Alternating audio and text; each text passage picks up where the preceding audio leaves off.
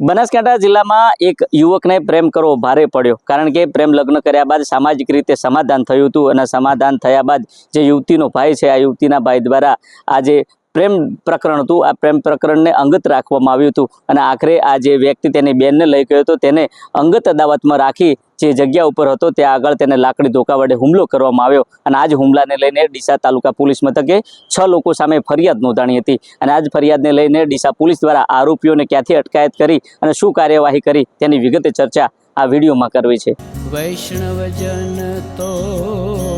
તેને કહીએ જે પીડ પરાઈ જાનાને રે। નમસ્કાર, હું છું દિનેશ ઠાકોર, નવજીવન ન્યૂઝમાં આપનું હાર્દિક સ્વાગત છે। વાત બનાસકાંઠા જિલ્લાના શિહોરી પંથકની છે। શિહોરી પંથકના એક ભુવાજી પોતાની જ સમાજની યુવતી સાથે પ્રેમ થયો હતો અને પ્રેમ થયા બાદ પ્રેમ લગ્ન થયા હતા, પરંતુ પ્રેમ લગ્ન થયા બાદ સામાજિક રીતે સમાધાન થયું હતું અને સમાધાન થયા બાદ આ યુવતીને તેના પરિવારજનોને સુપ્રત કરવામાં આવી હતી અને થોડા દિવસ બાદ આ જે ભુવા હતા, ભુવા ડીસાના ભોયણ ગામ નજીક હતા ત્યારે આ યુવતીના ભાઈને અંગત બાતમી મળી હતી અને આ જ અંગત બાતમી મળતાની સાથે આ યુવતીના ભાઈએ જે પ્રેમ લગ્ન હતા તે પ્રેમ લગ્નમાં મનદુખ રાખ્યું હતું અને મનદુખ રાખતાની સાથે ડીસાના ભોયણ ગામ નજીક આ ભુવા ઉપર જીવલેણ હુમલો કર્યો હતો। જોકે હુમલામાં ભુવાને ગંભીર ઈજાઓ પહોંચી હતી અને ઈજાઓ પહોંચતાની સાથે આ ભુવાને ડીસા સિવિલ હોસ્પિટલ ખાતે ખસેડવામાં આવ્યો હતો। જોકે આ સમગ્ર મામલે પોલીસને જાણ થતાં પોલીસ ઘટના સ્થળે પહોંચી હતી, પરંતુ આ અસામાજિક તત્વો ત્યાંથી ફરાર થયા હતા અને આ અસામાજિક તત્વો વિરુદ્ધ ડીસા પોલીસ મથકે ફરિયાદ નોંધાણી હતી અને આ ફરિયાદને લઈને જે આરોપી હતા, આરોપીઓને અમદાવાદ ખાતેથી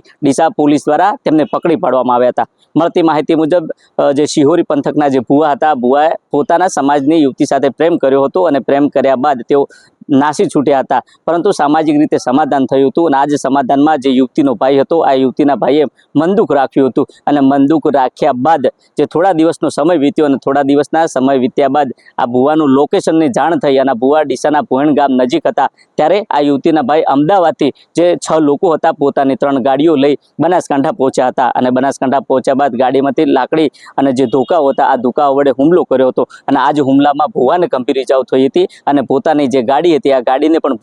ભાગીને ભૂકો કર્યો હતો। જોકે આ 6 શખ્સો હતા, આ 6 શખ્સો વિરુદ્ધ ડીસા તાલુકા પોલીસ મથકે ફરિયાદ નોંધાણી હતી અને ફરિયાદના આધારે પોલીસે આરોપીઓને પકડવાના ચક્રો ગતિમાન હાથ ધર્યા હતા। જોકે ડીસા તાલુકા પોલીસ મથકના પીઆઈ VM ચૌધરી દ્વારા ગણતરીના કલાકોમાં આ આરોપીઓને અમદાવાદથી પકડી પાડવામાં આવ્યા હતા અને ઘટના સ્થળે લાવવામાં આવ્યા હતા। જોકે ડીસા પોલીસ સ્ટેશને તેમને લાવ્યા બાદ જે ઘટના સ્થળે આ ઘટનાને અંજામ આપ્યો હતો તે આગળ લઈ જઈ તેમનું રિકન્સ્ટ્રક્શન કરવામાં આવ્યું હતું અને લોકો સમક્ષ કાયદાનું ભાન કરાવ્યું હતું। એટલે ક્યાંક ને ક્યાંક એ પણ કહી શકાય જ્યાં અસામાજિક તત્વો છે, આ અસામાજિક તત્વો કાયદાના ઉપરવટ જઈ કાયદાના હાથમાં લે છે ત્યારે પોલીસ તેમને 100% કાયદાનું ભાન કરાવે છે। એ પ્રકારે આ અમદાવાદના અસામાજિક તત્વો હતા, અસામાજિક તત્વોને ઘટના સ્થળે લઈ જઈ તેમનો વરઘોડો કાઢી તેમને કાયદાનો પાઠ ભણાવી કાયદેસરની કાર્યવાહી હાથ ધરી હતી। દિનેશ ઠાકોર, નવજીવન ન્યૂઝ, બનાસકાંઠા।